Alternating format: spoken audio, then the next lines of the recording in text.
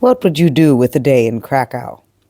I had the ultimate blessing of transmitting the past into messages for the future for United Nations ambassadors under the leadership of Ambassador Danny Danon, who himself invited me to be the scholar in residence, the educator, the guide into a world destroyed.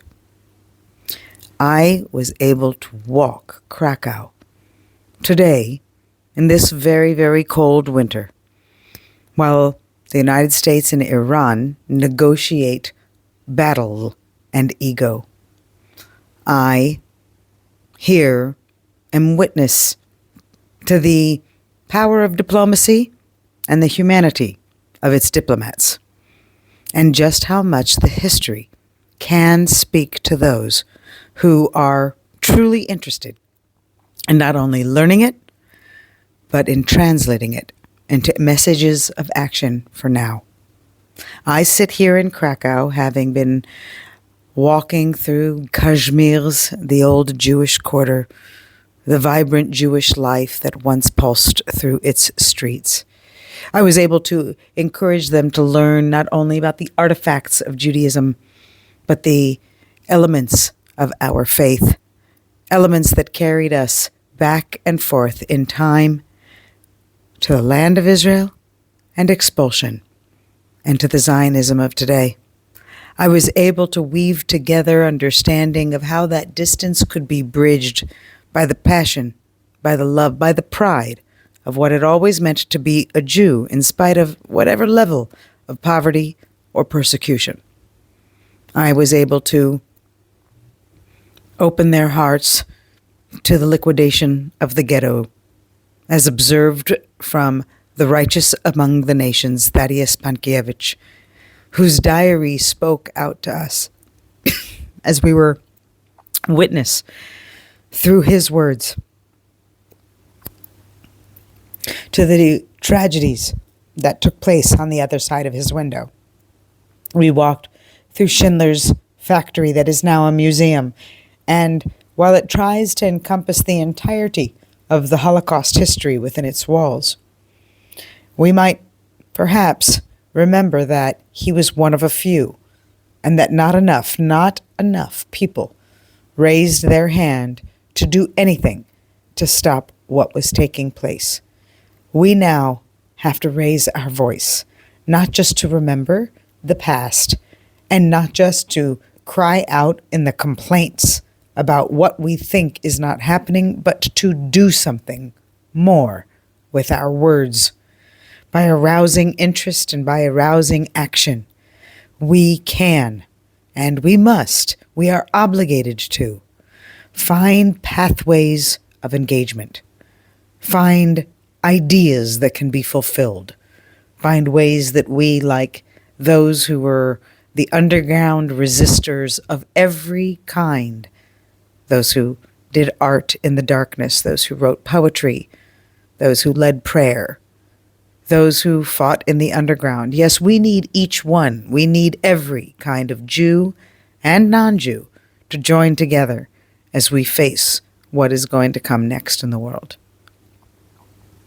Coming back to the past, where these synagogues are disintegrating before our eyes, covered in graffiti and filth, treated like, well, unkindly, as I could say.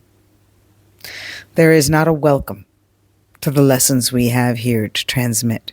They do not want to be a part of the display case that is Jewish memory of Poland. There is resentment, there is even anger coming from all sides, and soon it too will erupt.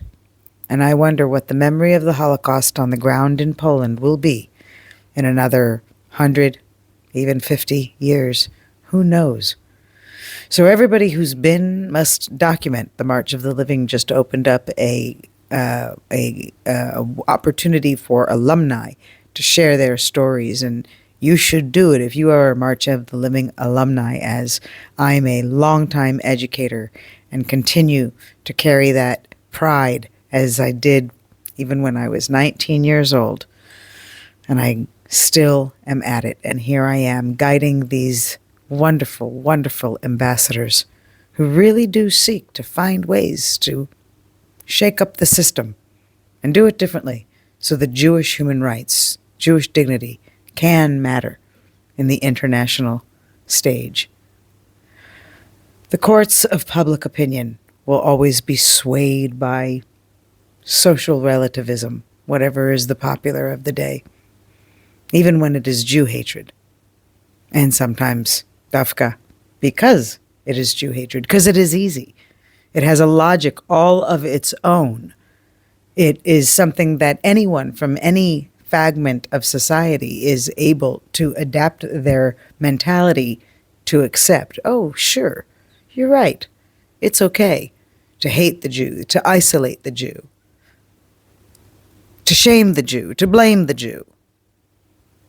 No, this is why we raise our children, to be proud of who we are and how we've survived, and to remind the world nations greater than you have tried to destroy us. Nothing will stop Am Yisrael. We will carry this until the end of time because we are the people of God, here to serve the lessons that God seeks for us to impart unto humanity. And sometimes, yes, those lessons come through our suffering. But as we see amongst the Iranian people who have been massacred in the last weeks, we are reminded of the age-old saying that what happens to the Jews doesn't end with the Jews. So let the lessons be learned. Let us raise our voice. Let us do more. Let us speak more. Let us not be afraid to say it perfectly or do it exactly the right way. Let's just do it. Because as the Partizanim that they sang out proudly, Wir seien da, we're still here. Let's carry it onward forward. And let's pray and have hope. Am Yisrael Chai.